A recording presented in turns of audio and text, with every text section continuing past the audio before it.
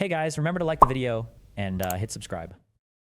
Much of the responsibility will be on Elon at this point because of what he's done on X, because how he's turned X into a platform for the world's anti-Semites. And it's not just anti-Semitism, it's white supremacy, it's fascism, it's every species of bigotry and awfulness. He has made it the preeminent platform for all of that. Not just the sentiment, but the conspiracy thinking and the lying and the distortion of reality that turbocharges all of it. And not only has he done that as a matter of tuning the algorithm and bringing the worst actors back on with great fanfare, bringing Nick Fuentes back. Participating in it himself, retweeting the people that actually do it, like he's just as much involved in it as anybody on the platform is. On and Alex Jones, but he's done it in the way he's personally interacted with these accounts and passed on misinformation, right? Personally to over 200 million followers. And when any of this gets pointed out to him, he does not care, right? And so it's in that context that you have to see his Hitler salutes that no one thinks are Hitler salutes, right? I don't even think they're Hitler salutes, right? I mean, it's like it's crazy to think that he really was invoking that reference when he zig heiled twice. But the guy is always, if only by accident, promoting Nazis and far-right lunatics and conspiracists and liars, right? He's not accidentally amplifying trans activists and far-left conspiracists and liars. So to ascribe it to error seems pretty far-fetched. I mean, the error he's never making is to criticize the Chinese Communist Party, right? If he's just a bull in a china shop. This is one of the most important points that I try to make to people is when people say, oh, well, like maybe this was a mistake, or, oh, well, maybe they messed up on this thing. When the mistakes are always in one direction, it's not a mistake. Mistakes are things that happen where you can mess up in a lot of different ways and you end up supporting or attacking things you shouldn't be, and it can happen in whatever way. But when you're always making mistakes in one direction, then it's not a mistake. It's intentional. Making mistakes everywhere. Well, then he would make errors of that kind. He never makes those errors, right? He's only amplifying right-wing intolerance. And it's completely irresponsible. It's unforgivable at this point. And yeah, so what could people do in response? I mean, the vandalism and violence directed at Tesla is obviously the wrong thing to be doing. I mean, one, it's illegal. Two, it victimizes innocent people who just bought a Tesla because they thought it was a great car, and it is a great car, right? It's like, just think of someone who stretched to buy a nice car and loved the car until yesterday, and now people are hurling abuse at them or keying their car or worse, right? It's awful. And whoever's doing that, I mean, these are almost certainly far left dummies. It's totally counterproductive. But what would not be counterproductive is a full-on boycott of Tesla, right? That would be, insofar as that's happening, I think that's an entirely good thing. It sounds like it's happening in Western Europe. I would love to see Tesla stock get beaten down to a plausible, price-to-earnings ratio, which is 1/10 of its current value, because I think I think that would be a totally appropriate ethical response to what Elon is doing in the world, right? I mean, and it seems to be the only signal that could conceivably matter to him or anyone close to him, right? I mean, if you're going to imagine what it would take to rein him in, to have his board of directors, one of his board of directors rein him in, it would only be something like that. And I'm not even sure he would care at this point. He's got obviously many other irons in the fire beyond Tesla, right? He's got SpaceX, he's got other, he'll be spectacularly wealthy even if Tesla goes to zero. But it's the only lawful mechanism we have to resist his obviously unethical and I think probably unlawful behavior at this point. Well, I want to talk about somebody who's responsible for that in large part, and somebody who may have gotten Trump elected, and somebody who I actually believe that you do believe has good intentions and is doing well and means well. And I wonder, I know that you're a friendship, and I'll tell you what it is in a second, but one of the things we're thinking about is, would you ever have Rogan on your podcast? Yeah, I mean, it hasn't occurred to me, frankly. It would be a hard conversation at this point. I mean, I'm out of touch with Joe for fairly obvious reasons, and that makes it difficult to think about how that conversation would go. Obviously, he's wandered pretty far into Trumpistan, not for real reasons of partisanship, but just based on the allergy I think all of us have had to the far left. But he's been very slow to acknowledge the significance of his platform for the quality of life of people everywhere. Really, I mean, he's got the world's largest media platform, very likely, and he doesn't seem to me to have admitted that to himself, and because it would require that he take more responsibility than he any has responsibility, to get his facts straight. Any he thinks responsibility that whatsoever. The alibi that he's continuously invoked, that he's just a comic, just having fun conversations, is good enough at this point to insulate him against valid criticism. And I just don't think that's the case. It hasn't been the case for a very long time. And insofar as I've communicated with him in recent years, I've tried to nudge him in the direction of correcting some errors or having some balance on his podcast. But I haven't done too much of it, frankly, because it seems like it doesn't accomplish anything. And I haven't wanted to blow up the relationship because I like Joe a lot, and I think he's a good person, but he's not serving a good role now on the information landscape. He's done some things that have been quite harmful, I think, inadvertently. I think he's genuine. I don't think he's a bad actor in the way that I think Elon is now, because Elon knows what he's doing. Because it's been pointed out to him so clearly, and I've done it personally, and I know what his personal response to me is, right? I've shown him exactly how he was defaming me, right? And his response was, go fuck yourself. And I don't think I would ever get that back from Joe. I know I wouldn't, right? If Joe said something about me on his podcast that was totally false and harmful to my reputation, and I pointed it out to him, there is absolutely no way his response would be, go fuck yourself, right? Zero. The probability of that is zero, right? Because I think Joe is a much different person than Elon. You know, I'm just forced to admit now that I never knew Elon, right? Or that he's changed. There's been some wholesale firmware change in his brain in recent years. But I think he is absolutely a bad actor who has completely become, you know, unmoored, if he ever was moored ethically. I don't think Joe is like that. I think Joe is a genuinely good guy who wants good things for people, but he is honestly in over his head on so many topics of great consequence, right? When he brings someone on to just shoot the shit about, you know, how the Hotbed is not what you think it was, right? And you know, maybe Churchill's the bad guy in World War II. Or he's got Dave Smith, you know, being treated as an expert on Israel and Palestine and the history of that conflict and the moral emergency that came to the world's attention on October 7th and what is appropriate to think in the aftermath of all of that, right? Dave Smith is the only reason why anyone knows what Dave Smith thinks about it's because of Joe any of Rogan. this is very likely because Joe had him on multiple times to talk about it, right? You know, he's a pure misinformation artist, and you know, on top of many others. And when Joe talks to someone like Trump or Tucker Carlson or you know any of these other guys who lie as freely as they breathe and doesn't push back against any of their lies, in fact, you know, in Trump's case, really fairly energetically helped put his lies into the most plausible possible shape. It is irresponsible. I mean, it is directly harmful. Our society is as politically shattered as it is in part because of how Joe has interacted with information. Yep. Again, I don't think I think a lot of this is inadvertent, or maybe you know all of it's inadvertent, but it is also avoidable, right? He could actually take the responsibility that really is his to take at this point to get his facts straight and have someone other than Jamie there riding shotgun with him. Where I mean, he could have two brilliant journalists whose full-time job, every single episode. He could pay each of them $1 million a year just to sit there and make sure he doesn't put his foot in his mouth in a colossally irresponsible way. It would be very simple to do a better job than he's doing, and he just doesn't seem to see any need for it, and yet the need is excruciating. I do think he's one thing I should point out is that Joe is only the most consequential case here because he's got the biggest platform, right? It's like if his audience was 1/10 the size, this would be 1/10 the problem, right? And then there'd be other people who would be worth talking about. I mean, this is just a general problem with podcasts and with the alternative media ecosystem. Some people, for whatever reason, you know, based on their background or based on their tendencies, have internalized institutional norms, even when they're now outdoor cats in the independent media space, and other people haven't, right? So there are people who have real academic or journalistic norms guiding them, and they're just on Substack or they just have a podcast and they're doing good work. And then there are people who think they're acting like journalists and they're not, right? And this is something I've complained about with Lex Friedman, right? I mean, Lex is another very nice guy. I don't think he's ill-intentioned at all, but I mean, he's going to sit down with Putin, really, and conduct an interview. That's going to be useful for the world. I mean, that seems extraordinarily unlikely to go well.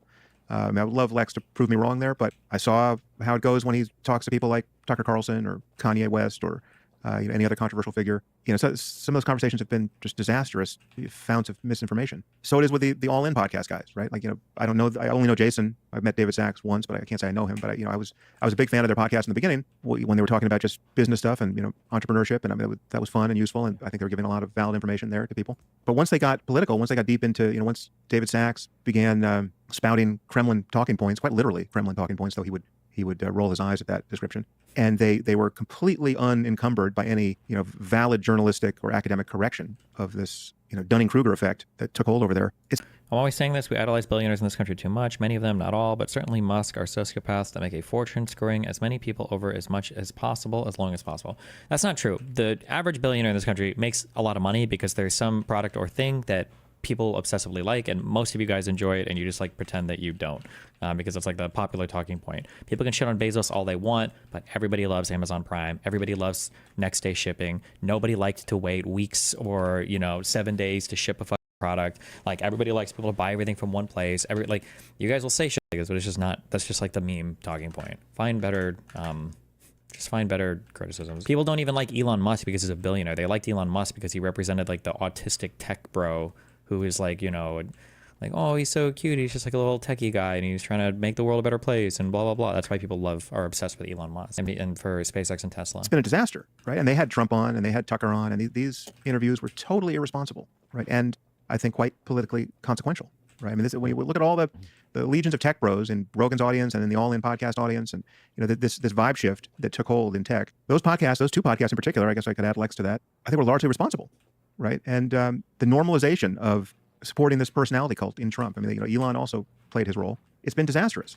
And I'm not sure, again, apart from an economic catastrophe, I'm not sure what is going to break the spell. But the errors that these podcast hosts have been making are absolutely obvious, right? To any real journalist or any real academic touching any one of these subjects, the errors they're making are crystal clear and totally avoidable. And so, I mean, to do this job effectively, as a member of the independent media, you still have to internalize the norms that made real journalism in the past. Well, it depends on what your right? goal And if you don't is. want to be a journalist, and you don't want to be an academic, and you don't want to be an intellectual, and you just want to be an entertainer, well, then don't interview Vladimir Putin, right? I mean, it's just insane to be subjecting our political process to that level of pollution in the information space. I mean, it's like, again, Joe's got effectively deniers on his podcast at a moment where anti-Semitism has become more consequential globally speaking, than it has been since. That's his contribution to this moment. It is irresponsible. So speaking of hosts that are not, I'll come at you pushing back. You got some for the Niall Ferguson podcast episode from the audience that you let him get away with murder. And I think there's something that's really great about you as a gracious host, which I'm sure you understand that they're doing the same. Where I think people love you at your best is where you're gracious, but also ferocious. And I know we have Douglas Murray coming up, who's a friend and somebody that you also want to remain a gracious host to. What sort of steps are you going to take, or how do you think you'll prepare for that, or how do you think that's going to go? Or well, I do think that the role of being a host imposes a little bit of a constraint that isn't present when you are a guest on someone else's podcast and you can debate freely, right? Like I remember, in the first 100 or so podcasts I recorded, I didn't really see this constraint in the same way, and I would just let it rip with guests, and I had some very famously bad podcasts. So they were good bad for some people, but they were bad for many others. I mean, they became really a slog because I just wouldn't let a point go, because I didn't think it should be let go, because it was a fresh piece of idiocy from this guest who wasn't making sense. But Objectively, do you have hopes for a market rebound? Not temporary, of course. No. Unless something unprecedented happens. The question you have to ask is, will Trump roll back the tariffs? And right now, every indication from Trump is no. So then the question is what will it take to make Trump roll back the tariffs? And I don't know the answer to that question. So we know that, for instance, because this is how dictators work, and Trump is the exact same as that, he has nobody that will push back against him in the administration. I don't know if it was a political article or what, but I think I saw something recently. I think it was off stream, but people were saying there was like shockingly little amount of pushback inside the administration against Trump. In a way, you kind of saw this in the Signal chat leak, where was it Vance saying things like, oh, well, I don't know if this is good with Trump's agenda, or blah, blah, blah, but like, okay, let's go, let's do this. Although I guess that wasn't necessarily about pushback against Trump, that was pushback against Hegseth. But like, it seems like people are just like kind of going along with basically whatever. And if Trump does will something, like assuming he's willed it and people know his will on it, then it doesn't seem like anybody's going to do anything to stop it. So, what do you say? What do you do? It comes down to, what do we think will make Trump stop? And I don't know what the answer to that question is.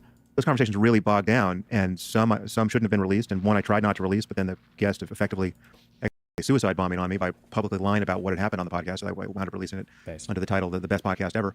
So I do feel like I need to be a gracious or a semi-gracious host, no matter who I'm talking to, and if I can't manage that, I probably shouldn't be talking to this person on my podcast. Maybe I could be debating them on somebody else's podcast. But why does that, being a gracious host, not apply to Joe Rogan? And well, no, being a gracious host doesn't mean you don't ask a single skeptical question, right?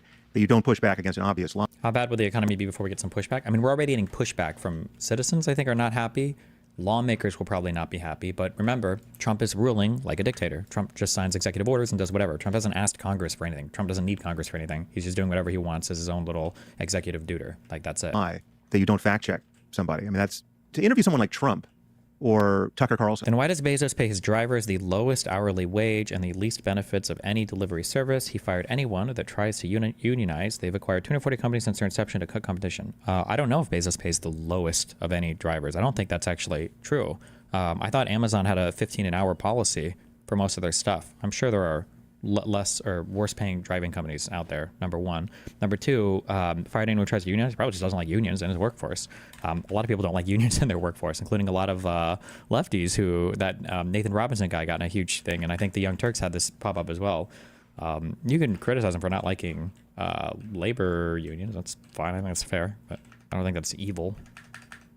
People who have a history of lying that is so clear, you can't just flip on the microphone and assume this is going to be a good faith conversation, and you're now just going to amplify this person's preferred representation of themselves to your audience, right? That's genuinely irresponsible. I mean, if I couldn't really talk to President Trump on my podcast because I couldn't treat him with the requisite respect so as to make that a possible conversation, right? I think he's a purely malicious force in the world, effectively, right? I mean, even when he's just a clown, he's just, I simply do not respect him at all, really. I mean, so to have him on the podcast, I would have to honestly convey that, right? It would be it would be an intervention from the first sentence. Now, I think one could argue that I shouldn't have guests like that on, right? And so it would be with Tucker, and a lot of people could name Candace Owens, right? I couldn't have Candace Owens on the podcast in any normal way, right? Because she's such a liar and a conspiracy freak at this point. So I have to deal with that. And so as polite as I would attempt to be, if I ever did such a thing, I would be trying to perform an act of surgery, informationally on this person, and that would become obvious very, very quickly. And that is the only responsible way to interview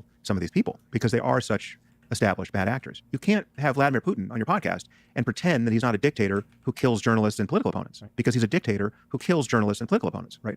So if Lex is going to go into that interview and try to turn down the screws on him, which admittedly would be a very difficult thing to do in person, right? I mean, he's going to be sitting down with a dictator who kills journalists and political opponents, surrounded by guys with guns, presumably. And this is a guy who, poisons political opponents in London with nerve agents and polonium, right? I mean, this is not, subjecting innocent bystanders in the UK to injury and death. This is not a normal interview, right? And to treat it like a normal interview would be patently insane. So yeah, Rogan should not interview Vladimir Putin if given the chance. Absolutely not, right? What if he brings on somebody, a couple experts who can join him? Well, yeah, but it's still his whole mode of like, we're just going to shoot the shit and we know we're both good guys here. That doesn't apply in this situation because Putin is not a good guy, right? That's so well established. It's just irresponsible to treat someone who is a malevolent psychopath as a potentially good person. It's just not real. And it has a consequence to tell tens of millions of people, to give them a fake insight into the humanity of this person, right? Like he's just a guy who he puts his pants on one leg at a time like the rest of us, that Vladimir Putin. No, he's a kleptocrat who's stolen probably over $200 billion from his increasingly impoverished country and threatened our country with nuclear annihilation. I mean, this is who you're talking to. So back to Douglas for a second. Douglas is, I mean, one of the reasons why I first of all, I love Douglas. I think Douglas is a fantastic voice in the world who I love to amplify despite how much hate mail I get on his behalf. We agree about many things. I think we disagree about some things. I think we disagree. It'll be interesting to see how much we disagree about how to navigate the tensions we're talking about now. I mean, how do you navigate personal relationships with people who are acting irresponsibly in public? And he's made some very different decisions than I've made on that front, perhaps out of political necessity.